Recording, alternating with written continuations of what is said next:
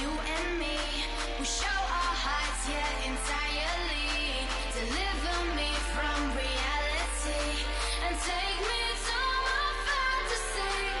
Tell me we can make this real if we can follow what we feel. I'm running, but I've reached the edge, and now I'm falling, so promise that you'll catch me.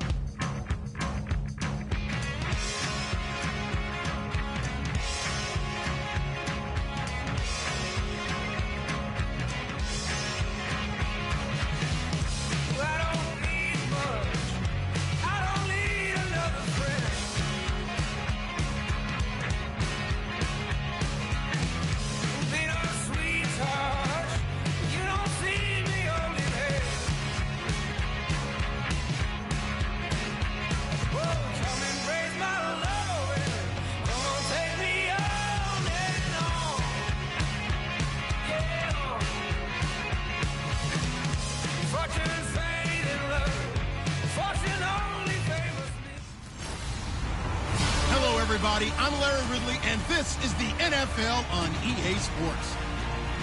It's hard to imagine this not being a fun game to watch. It's the Seahawks going up against the Jets. With that, let's welcome in our fine broadcast team. Here are Brandon Godden and Charles Davis. Thank you, Larry. Coming to you from just off the New Jersey Turnpike in East Rutherford, we are just about set for football on EA Sports from MetLife Stadium. Today, it's Week 4, and we've got what should be a great one here between the Seattle Seahawks and the New York Jets. Hi again, everyone. With Charles Davis, I'm Brandon Gaudin. And, Charles, you look at this Jets ball club. They come in on a pretty good roll here, winners of 3 straight. Meanwhile, for our visitors, the Seahawks, we're in October now, so everybody should be coming into form, shouldn't they? They really should, and what you have now is a full routine established about what you want to get done and full focus on the season.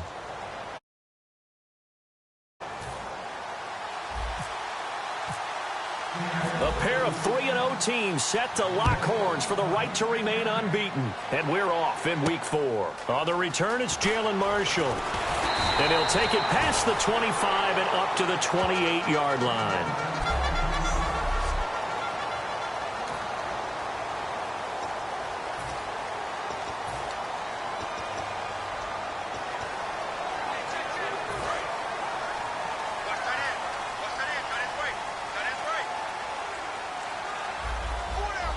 They come out here in the eye. First carry for Matt Forte. Not much room here as he only gets it to about the 30. 2 yards on the pickup there. It'll be 2nd and 8.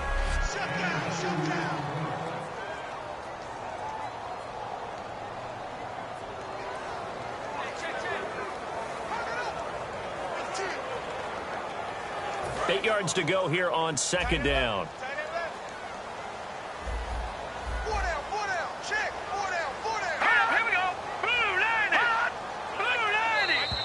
And now whistles and a flag, and I think we got to jump here. Neutral zone infraction, defense. Hey, here I come. Here I come. Here I come. Here I come. So you heard the word. This is a neutral zone infraction. Yeah, the defender wanted to try and get back after he had jumped, unable to do so.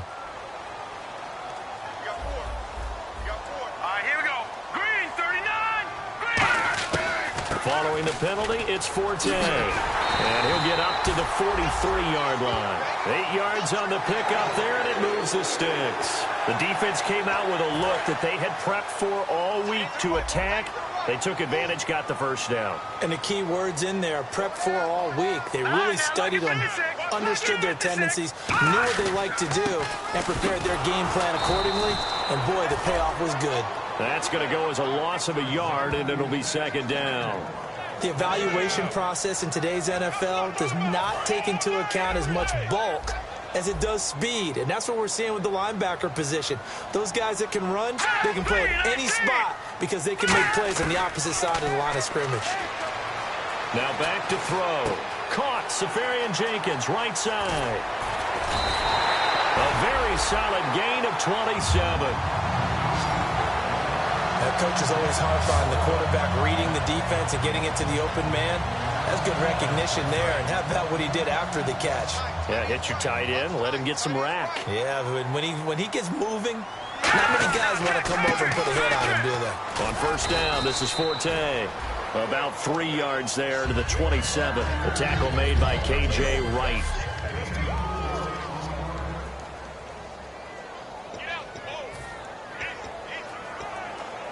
Six yards here to go for the offense on 2nd down.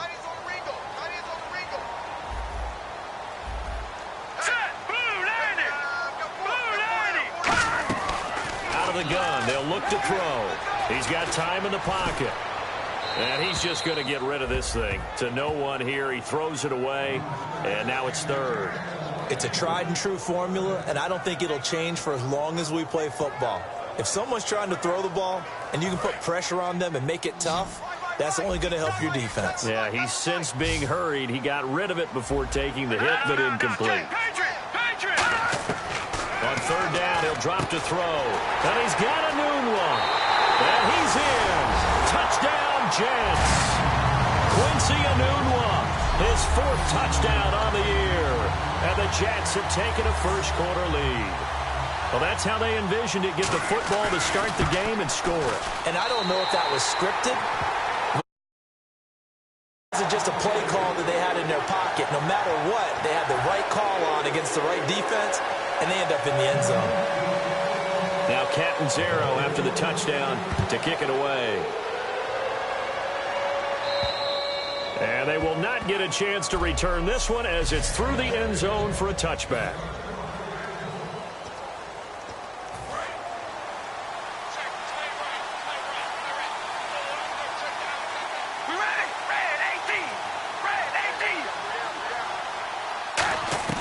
On 1st and 10, here's Carr. It's caught on the left side by Kurz. That throw good for 4. It's 2nd down. And they're 6 yards away from picking up the first here on 2nd down.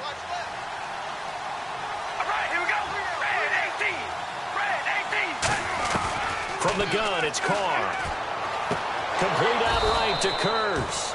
And they get him down, but not before he takes it across the 40-yard line. But it appears that they read man defense and went to the out route, and what you have to do on that one is the receiver's got to make sure he works the defender towards the middle of the field to give himself space to cut to the outside and have that ball delivered with good timing, and they got it done. And able to break one tackle, but then quickly brought down, but a nice little gain.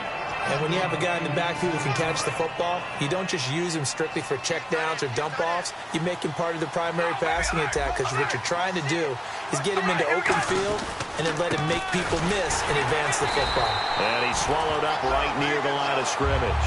He got maybe a half yard at most, but officially they'll be left with a 3rd and 2.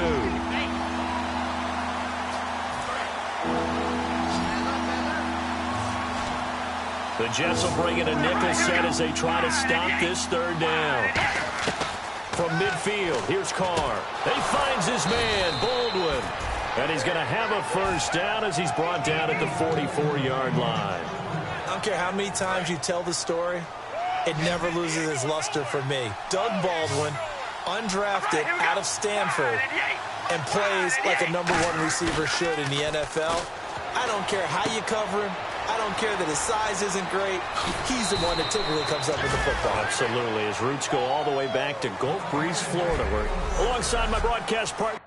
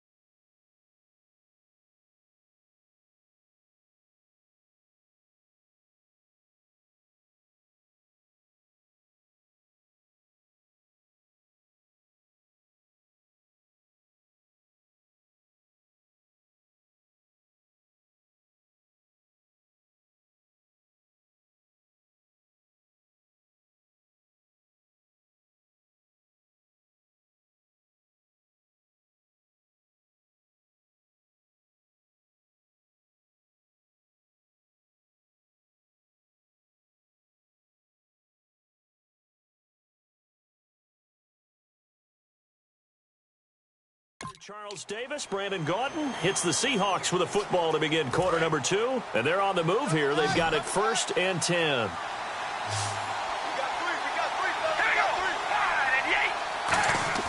Into the red zone, it's Carr. Looking middle, and it's incomplete. The tight end, Luke Wilson, was the target. And now it's 2nd down. When you see passes knocked down by those guys I call the frustrated fullbacks, the linebackers, you know that in their zone coverage, they were able to drop, see the ball thrown, and react to it very quickly.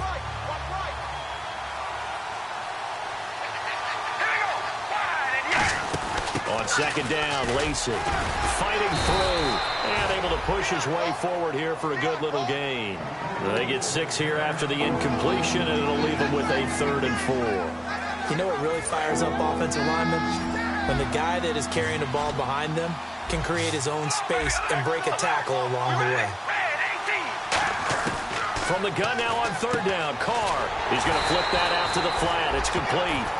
Nothing doing on that one, and it'll be 4th down. They tried to swing it out left into the flat, but the defense, they were very principled there. It felt very West Coast offense, didn't it? You know their expression, right? On a West Coast offense, when they throw the ball, it's either going to be a touchdown or a check down, meaning they like to press it downfield. If they don't have it, swing it out, which is exactly what we saw there. But how about the great pursuit and tackle to make a nice play? And this will not be returnable. It's out of the back of the end zone for a touchback. And New York set to take the field. And that last drive, a long drive, but not just that. They had a great air attack going. Did they stick with that? I would think that they would, because if they were confident enough to do it on the last drive, starting backed up in their own territory, why would you change anything? They've got to be confident about what they're presenting and continue to do so. Yeah, because the secondary, they really looked clueless. And that was amazing because that drive went and went, no adjustments, and no big plays by the defense to knock the ball away.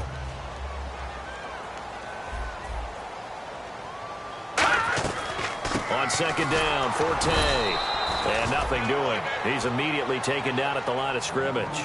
He'll pick up only a yard there, and it'll leave him with a 3rd and 7. I do know from experience that when you slow down someone's running game, you're now doing the dictating on defense. And guess what? Now you're getting ready to tee off on their quarterback because they have to throw it all the time. But you still have to be alert for the draws and other plays of that nature to make sure you don't get hurt. And this is going to be caught? No, they say it's incomplete. Here's the Jets punter now as he's on to punt for the first time this afternoon.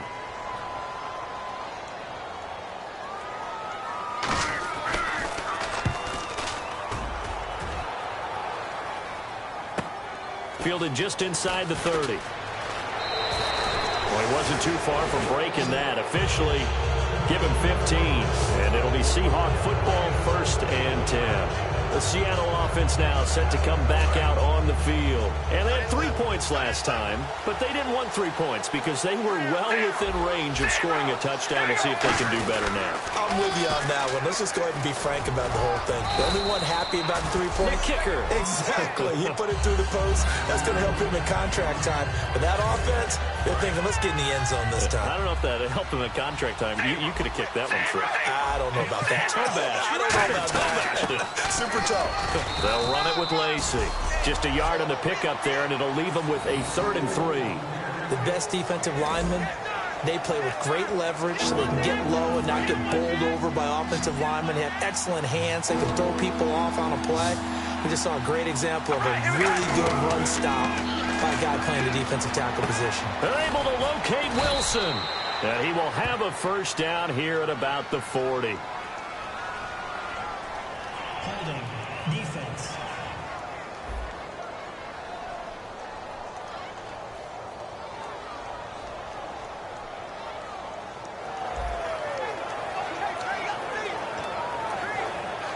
So here we go, 1st and 10 now.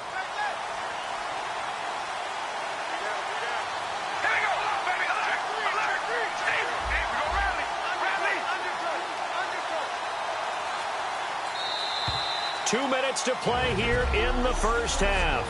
We'll come back to MetLife Stadium after this short timeout.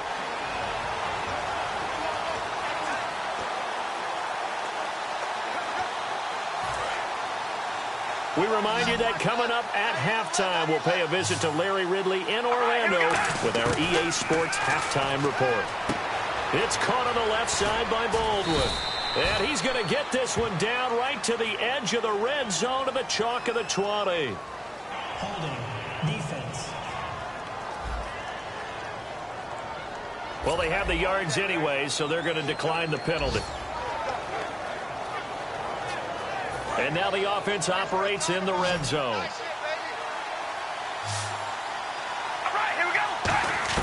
From the red zone now, they'll look to throw. Looking for Lockett, and it's intercepted. A great read, and it's picked off. And he's able to get it back to the 41-yard line. And he may want to track down that football because that's interception number 1 on his career. You're saying that's going into the trophy case? I'd put it there. Yeah, no doubt about it. That's when you ask the equipment guys to make sure they hold it for you after the game. But if you play in the back 7 on defense, that's part of your job, finding ways to take the ball away from the other team. 5 yards on the catch there, brings up 2nd down. He decided to run a hitch route. It really helps to have a guy who can turn it loose. And, boy, he rifled one in there on that one. Not much run after catch, but it worked really well. Now they'll throw here out of the gun.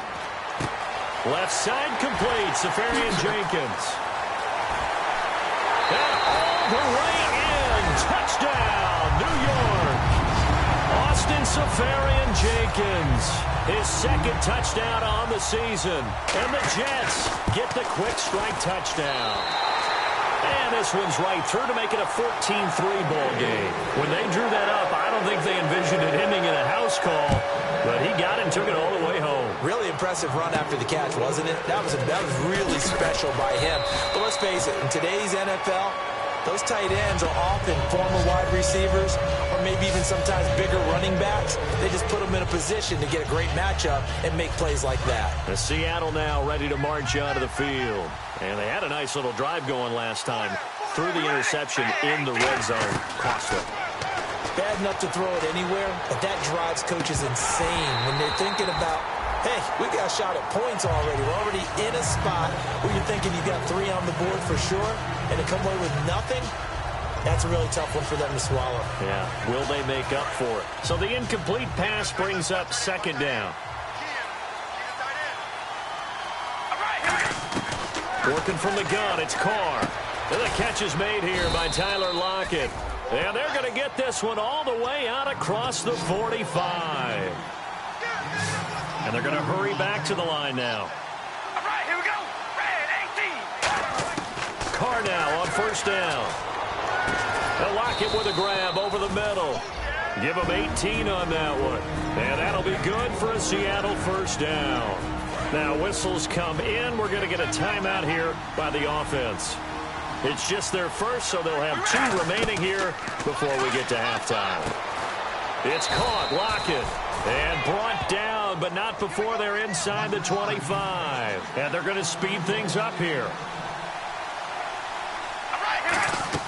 Carr now on first down. This will be caught inside the 10.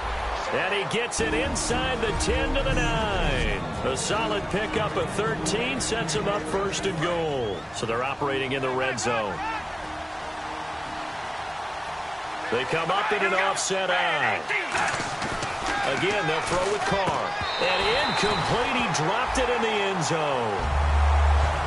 After all the preparation, all the practice, a play like that will absolutely break your heart. They had everything they wanted, just unable to complete it. In the end zone, a big-time drop. Throwing now is Carr. Looking for Lockett, and it's intercepted. Picked off by Buster Screen. And a big turnover there as his guys will get the football back. That late in the clock, second quarter, why not just run it a time or 2 and get it into the locker room? What you're saying makes absolutely perfect sense. Run it and get out of there. But I'm just wondering if the pressure of today's NFL and the high-powered offenses that you're facing may have forced them into saying, let's try and get some more points. They start on the ground with Forte. And he'll fight forward maybe to the line of scrimmage, but that's all. Just a yard on the first down carry, so it's 2nd and 9. Tough day, tough sledding right there, and it's been that way the entire game. Not a whole lot of room to ramble for him. Yeah, you're right. It's been that way all afternoon. Didn't get a whole lot better there. So what will they do? On the ground, through the air? Let's see. 2nd and 9. Again, they run. Again, it's Forte. And he's going to get this one across the 30-yard line. So we've hit halftime here at Met. Jeez, don't you at least want your guys to get a drink of water? Probably pretty thirsty. Whatever, your wish, our command. Third quarter now.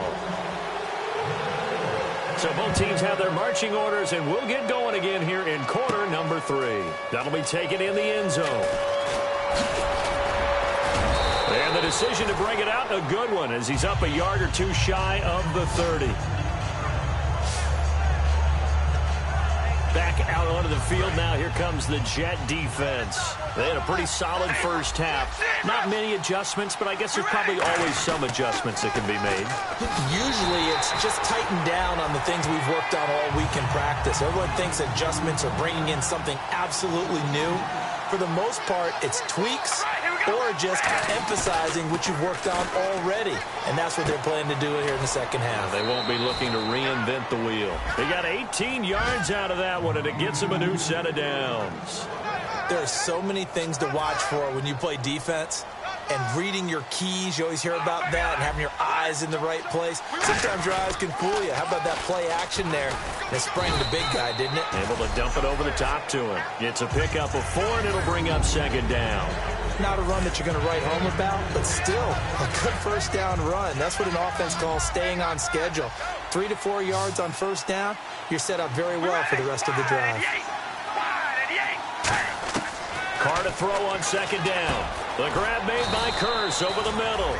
And he'll be taken down at the 44-yard line. It's an 8-yard pickup and leads to a new set of downs. Looks like the defense in press coverage here. One thing I can say pretty safely, that route is not called if you don't have a guy who can throw the ball and put some mustard on it. Because if you're going to lollipop it in the middle of the field, bad things usually happen. It takes a strong-armed guy who can rifle it in there, and they were able to successfully complete that one. Say what you want about Eddie Lacy, He is really important to his team, and right now, they're holding him down well below his normal yardage total, and his team's losing the game. And we talk about it so often, how tough he is to bring down. And he's going to be intercepted a third time. Picked off by Aaron Williams. And the return here is stopped at the 35-yard line. First possession of the third quarter, an interception, so maybe a second-half tone setter. Indeed, and not the tone they wanted to set. That's the equivalent of running out the wrong door and running into your pool instead of running out onto the field. A real dud for that one. Has that happened to you before? No, but I've heard stories about teams actually doing that back in the good old days. They give him 14 yards that time and a fresh set of downs. I know exactly what's going to be said about that play from the defensive perspective. What's that? That's why I tell all you guys we need more than one tackler to the ball. He broke the first tackle. Luckily enough, there were more people there to get him down. They go play action here on first down. Deep drop. Going up top. And it pops free. The collision there jarred the ball loose and brings up second down. On every offensive coordinator, every play caller sheet, they have about 5 or 6 plays per game that they call shot plays or big plays, and you don't get many opportunities to dial them up, and they just did, and they drop it with a great chance to make a big play. That's going to hurt. He only got a couple on that one, so not a ton of help. They'll have a 3rd and 8 forthcoming. Third down now following the run. Well, I think we know by now that every run is not going to be broken and get all the way to the end zone. So these short ones still have their value. You can still set up the play action and throw the football. You control the clock because you have the ball and they don't. And often the physicality sets the tempo for the game. And he is out of bounds, just a yard or two shy of the 10. There will always be a place for methodically marching the ball downfield. But when you can pick it up in big chunks and strike like that, have explosive plays, that's often the difference in winning and losing. Those types of plays that can knock a defense off balance, that'll drive the team towards a victory. 5 yards on the catch there, brings up second down.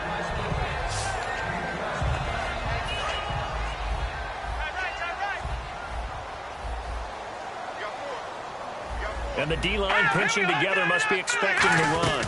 They go back to the ground attack here. It's Forte. 2 yards the gain there, and now they're left with a 3rd and about 4 for a first. Well, so many times we look at a short run and we praise the offense for trying to set the tempo and establish things, but the defensive guys, hey, they just won the battle there. It wasn't a big run given up. They don't always have to absorb the body blows. Sometimes they dish them out themselves. Now back to throw. That's caught at the 1. And he's going to take it in for a Jets touchdown. Robbie Anderson with his first career NFL touchdown. And the Jets find a way to stretch their lead. So that's the rookie's first trip to the end zone, and I think it's safe to say one he'll always remember. Oh, without a doubt. That one is going to be imprinted forever. And nowadays, we're seeing rookies make a greater impact at that position at receiver than ever before. I think mainly because of the sheer volume of footballs that they catch in college. The Seahawks offense now, they get set to go back to work. And 3 interceptions in this game. And I would have to think, I wasn't a quarterback, but number 4 is kind of, oh, you're like, oh, man, I can't throw 4. No, and what's interesting is, what do the coaches decide to do now? Having thrown 3, do you alter your offensive strategy? Do you take the ball out of his hands and maybe turn to the running game? Or do you have that supreme confidence that he's going to turn things around? We'll see what they do. They go back to the air here after the INT. And it's knocked away and incomplete. The intended target, Doug Baldwin. And that'll bring up second down. Well, they decided to air it out a little bit on that play, take a shot downfield, but the coverage was really nice. Able to get a hand in and tip it away. Play action. Now it's Carr. It's caught on the left side by Kurz. And a nice gain of 21 yards. That looked like a pretty good route combination there, because you've got to find a way to clear the guy running the drag, because when you do, you just put the ball on him and then let him run. Yeah, he's got some space. So after that big play, let's see if they can catch their defense maybe on their heels. Now a play fake here on first down. And no escaping this time as he'll go down. They got him for a sack. Personal foul. Face mask. Defense. And I know it's hard in live action, but you've got to keep your hands away from the face. That's a 15-yard penalty. You work on it all the time, making sure your target area is lower and trying to keep your hands away from the face mask so you don't get the big penalty. And he knocks the ball away, and it falls incomplete. He was trying to get it to Jermaine Kearse. That'll bring up second down. I like the boldness, and I like that they took a shot downfield, but it was well covered. He's able to get a hand in and knock it away. They come out here in the eye. To throw, it's Carr. He's going to go up top again. And his pass is intercepted for the fourth time today. Back now here on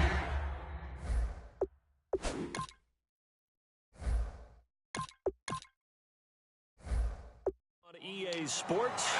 It's Jet football as they've got the lead here, and we get set to begin quarter number 4.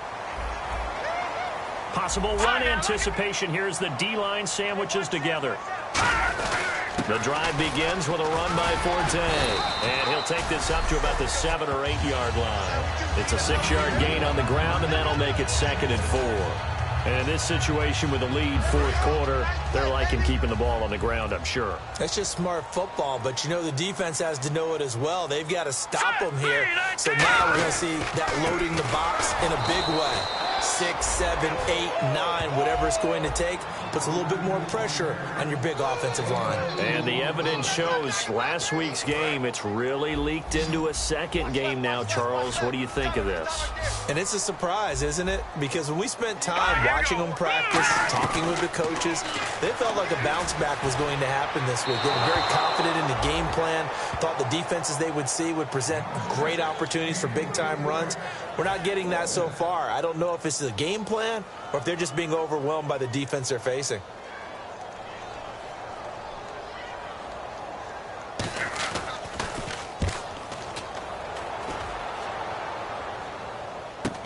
That's taken it around the 40. A nice job on the return there, 16 yards. And the Seahawks will have great field position to start this drive. They take over on the short side of the field. The Seattle now ready to march out of the field. And following the interception, just any interception, are you a little bit more cautious when you start that next drive, or no, you just throw that out the window? I think you are. I don't think that there's any way you can run back out there and go, totally didn't affect me. Let's just go ahead and be loose with the football again. You're going to take care of it, but you have to be careful about being too cautious because now you can't run any offense at all. Still want to attack. We'll see how they attack them here. Again on 2nd and 10, it's Boykin going for the deep ball, and he's unable to grab it. Thought he might have had position, couldn't hold on, 3rd down. And when all else fails as a defender, when you're not there in the coverage, your best friend is exactly what we saw there. A big play shot taken by the offense. Unfortunately, it ended in a big drop. On 3rd down, Boykin. He's got Kearse. And he gets this one all the way down inside the 15. That goes for a gain of 31. And quickly, they get to the line. Now it's Boykin. A dump off to Lacey. It's a 10-yard gain there, and it sets him up now 1st and goal. Everyone's got to be able to catch the football. Doesn't matter what position you play, but if you're on offense, be aware a ball may come your way. Let's go. They go play action here on 1st down. Eluding the pressure right. And they're not able to hook up there. Incomplete. Eddie Lacy, the one he was trying to get it to. And that'll bring up 2nd down.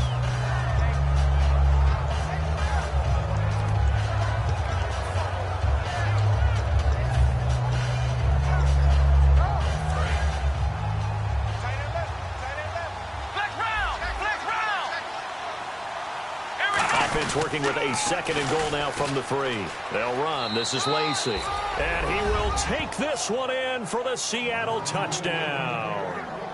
Eddie Lacy, his 4th touchdown on the year. And the Seahawks are able to cut into that deficit. I know we don't talk about it enough, but the intelligence level of the guys up front blocking, the offensive linemen, maybe the smartest guys in football overall. Add in a little bit of athleticism and a whole lot of toughness, you've got a lot to deal with, don't you? That's why the guys in the backfield get them really nice Christmas gifts, right? If they're smart, they do. After the touchdown, Lutz to kick it off. And this will be a touchback as that sails over the end line. We focus our attention on the Seahawks defense now. They were able to force the 3-and-out last time, led to the punt, and then led to a touchdown for their crew. So they'll be looking for a little bit more of that, Charles. Well, I think that they created the spark with the 3-and-out. Gave a little momentum to their offense. Who said, all right, appreciate it, guys. And they took the ball downfield and stuck it in the end zone. And that defense wasn't out there long. They'll be trying to keep it short here. They'll try and start this. And it's a fumble. And the Seahawks have picked it up.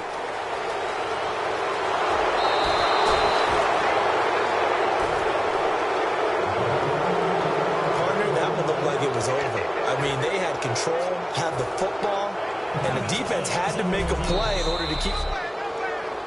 After reviewing the play, the line on the field is reversed.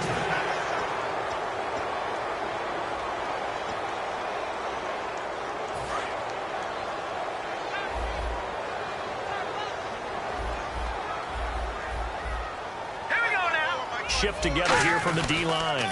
They'll give it up to Forte. And able to stay on his feet past the 30 to about the 33-yard line. Give him 4 on the carry, and it'll make this a 3rd and about 2.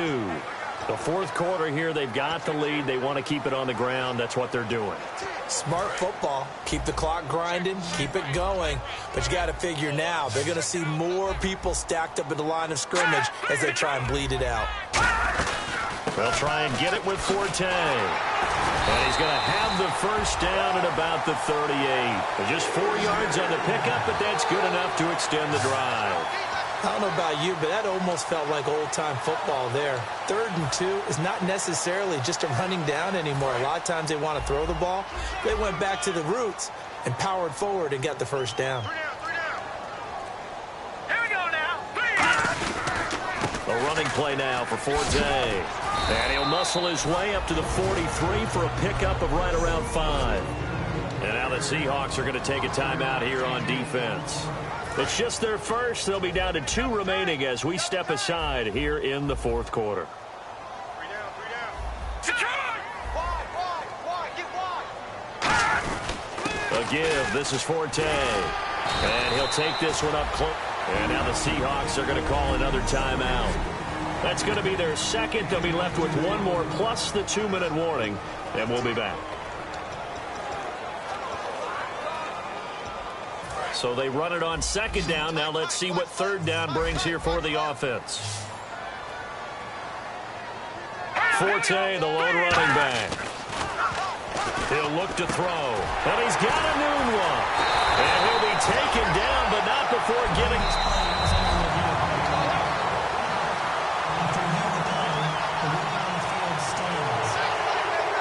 Well, he challenged the play. It did not pay off. And that means he lost a timeout in that challenge. And as a coach, you hate that. Don't know if you took the advice of the player, you threw it yourself, but it didn't go your way.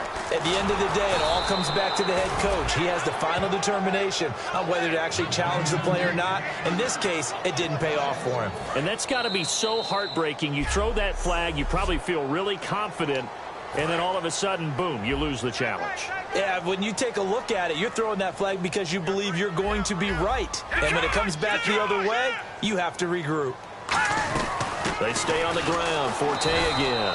And this one also slow in developing as he's maybe getting back here to the line of scrimmage, but not much more than that. 7th play of this drive coming up, but a long way to go on 3rd down. Looking to jam the receivers at the line here. Press coverage look defensively. 3rd down. Here's Forte. Oh, the hurdle. Oh, just a gain of 2 there, and it's going to bring up a 4th down.